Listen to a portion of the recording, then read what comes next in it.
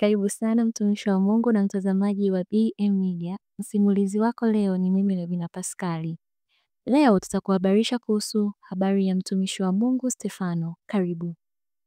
Katika mji mkuu wa Yerusalemu, wakati ambapo imani changa ya Kikristo ilikuwa imeanza kuchipuka, kulikuwa na mtumishi mmoja wa Mungu aliitwa Stefano. Alikuwa ni mwanaume aliyejaa neema na nguvu za Roho Mtakatifu, akifanya ishara na miujiza mikubwa katikati ya watu.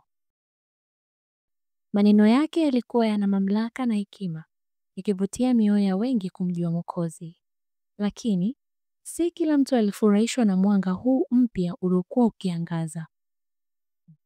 Kulikuwa na watu wenye ushawishi mkubwa ambao walishikilia kwa nguvu sheria za kale na desturi za mababu zao. Waliona mafundisho ya Stefano kuwa tishio kwa mamlaka yao na kwa mfumo wao wa maisha.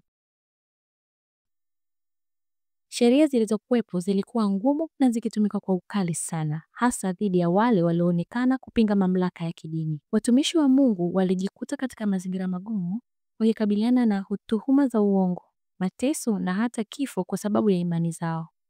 Stefano alisimama imara katika imani yake, hakuogopa kusema ukweli kuhusu Yesu Kristo, akiwafundisha kwa ujasiri kwamba yeye ndiye Masihi aliyeahidiwa na kwamba sheria ilikuwa imetimilizwa ndani yake. Hotuba zake zilikuwa zikifunua upendo na neema ya Mungu kwa watu wote walioamini. Lakini maneno yake yalizidi kuwakasirisha wale waliompinga. Walimkamata Stefano na kumpeleka mbele ya baraza kuu. Huko walileta mashahidi wa uongo waliodai kwamba amekufuru dhidi ya sheria na dhidi ya hekalu. Stefano, akiwa amesimama peke yake dhidi ya umati wenye hasira, alijibu kwa hotuba ndefu iliyokuwa imejaa hekima na ufunuo kutoka kwa Roho Mtakatifu. Alirejea historia ya taifa lao, akionyesha jinsi Mungu alivyokuwa mwaminifu kwao licha ya uasi wao, na akawashutumu kwa kumkataa yule waliokuwa wakimngojea kwa karne nyingi. Maneno yake yaliwachoma mioyo, lakini badala ya kutubu walijaa hasira. Walimziba masikio yao na kumrukia kwa pamoja. Wakamtoa nje ya mji na kuanza kumpiga mawe. Wakati mawe yakimwangukia, Stefano aliinua macho yake mbinguni. Akasema, Bwana Yesu, pokea roho yangu.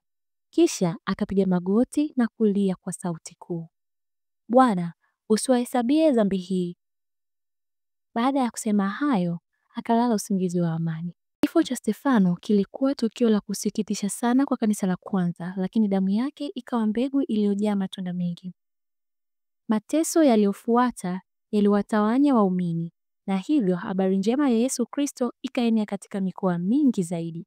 Hadithi ya Stefano inatukumbusha gharama ambayo watumishi wa Mungu wanaweza kulipa kwa ajili ya imani yao, hasa wakati sheria za kibinadamu zinapotumika kwa kuandamiza. Hadithi ya Stefano inatukumbusha gharama ambayo watumishi wa Mungu wanaweza kulipa kwa ajili ya imani yao, hasa wakati sheria za kibinadamu zinapotumika kuwakandamiza. Lakini pia inatufundisha kuhusu ujasiri, uaminifu na msamaha. Stefano alisimama imara katika imani yake hadi mwisho na aliwasamehe wale waliokuwa wanamuua. Tunapotafakari simulizi hii tujiulize, je, tuko tayari kusimama imara kwa ajili ya imani yetu hata kama tunakabiliwa na sheria au upinzani? Je, tunaweza kusamehe wale waliotukosea na kutuonea? Hata hivyo, ndivyo alivyomaliza maisha yake mtumishi mwaminifu wa Mungu Stefano. Usisahau kusubscribe channel ya BM Media na kutoa maoni yako katika comment section. Tunathamini sana ushirikiano wako. Asante. Mungu akubariki.